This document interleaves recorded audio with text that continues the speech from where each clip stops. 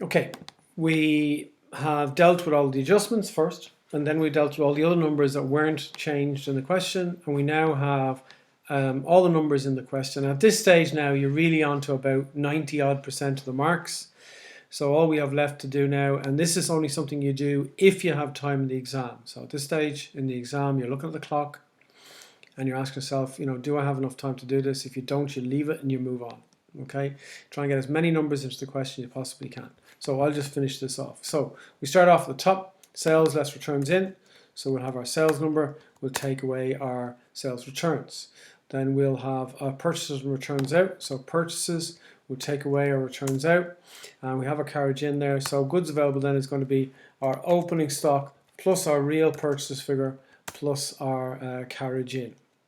Then we'll take away our closing stock from that number, from our goods available, and that will give us our gross profit.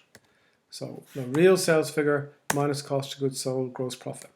We just have one other income in this case, which is 2,300. In some questions we may have more than one. Now we move on to our expenses. So we're going to add up all of our expenses, but we have to do it in each of the three headings that we have. So we have, there's our distribution expenses.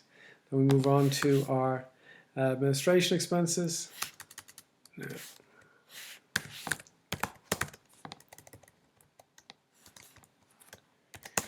And we've already worked out our financial expenses. So we're going to add those three numbers together. So our distribution expenses plus our administration expenses and plus our financial expenses. So when we take, and we're going to be subtracting this number that we have above here. So our other incomes, we'll be adding the incomes onto our gross profit. And we'll be taking away then all of our expenses, the 229, from the figure that we've got above. So there's the gross profit plus the other income, and then we take away our expenses from that number. So there's our profit. So that profit then is put in here. It's added to our capital figure.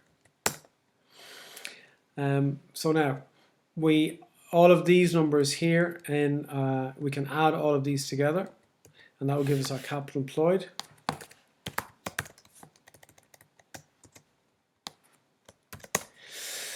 And we'll add up all of our fixed assets. So we have the net book value of all of our fixed assets there. Plus we add our goodwill, and that gives us an overall fixed assets figure of 596,200. Then we add up all of our current assets. You can see already why it's so important that you make sure you put the numbers into the right column. Because if you don't, you're going to end up making mistakes with your maths. Okay, so we've added up our current assets, we've added up our current liabilities, and we take the two of them away to give us our working capital. So our working capital is the current assets minus the current liabilities. And then we're going to add that number, okay, our net assets then is going to be the working capital added to the total of our fixed assets, okay.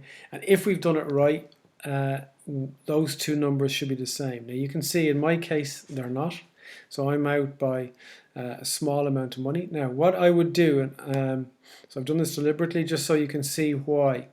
In the exam, if you've got time, what I would do is I would look and find out what's the difference between the two totals. Okay, so 1,400. So I've left something out in the question that's worth 1,400. If I've got time, I'll go back and see can I find it. If I can't find it, I'll leave it and move on.